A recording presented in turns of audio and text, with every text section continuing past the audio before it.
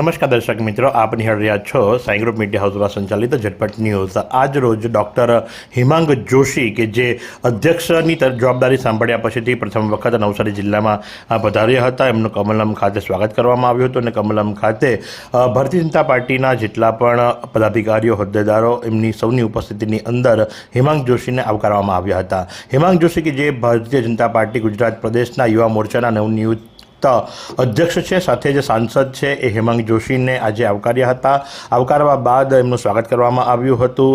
ખાસ કરીને ભૂરાભાઈ શાહ, શીતલબેન સોની સાથે જ નવસારીના ધારાસભ્ય રાકેશભાઈ દેસાઈની ઉપસ્થિતિની અંદર હિમાંગભાઈને આવકારી અને ત્યારબાદ એમણે પ્રેસ મીડિયાને સંબોધ્યા હતા। હિમાંગ જોશી શું જણાવી રહ્યા છે, ચાલો આપણે સાંભળીએ। ભારતીય જનતા પાર્ટી યુવા મોરચાના અધ્યક્ષ તરીકેના મારા પ્રથમ સંગઠનાત્મક પ્રવાસ દરમિયાન આજે નવસારી જિલ્લા ભાજપ કાર્યાલય ખાતે ભારતીય જનતા યુવા મોરચાના સર્વે યુવા કાર્યકર્તાઓને આજે મળવાનું સૌભાગ્ય પ્રાપ્ત થયું।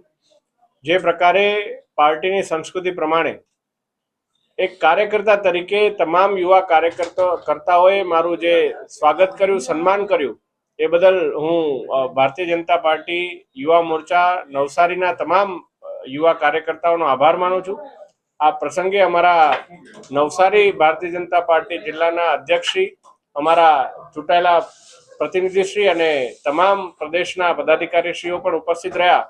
હું માનું છું કે જે પ્રકારે ભારતીય જનતા પાર્ટીનો કાર્યકર્તા એ માત્ર ચૂંટણી દરમિયાન સક્રિય નથી હોતો, પરંતુ એક સારા નરસા કોઈ પણ પ્રસંગે પ્રજાની વચ્ચે ઊભું રહેવું એ ભારતીય જનતા પાર્ટીની સંસ્કૃતિ છે અને એ સંસ્કૃતિના કારણે જ મહારાષ્ટ્રની અંદર અત્યારે ખૂબ બધા આશીર્વાદ ભારતીય જનતા પાર્ટીના એક ઉમેદવારોને મળી રહ્યા છે। કુલ 29માંથી 26 જેટલી જે બોડી છે એની અંદર ભારતીય જનતા પાર્ટીનો ભગવો લહેરાઈ રહ્યો છે।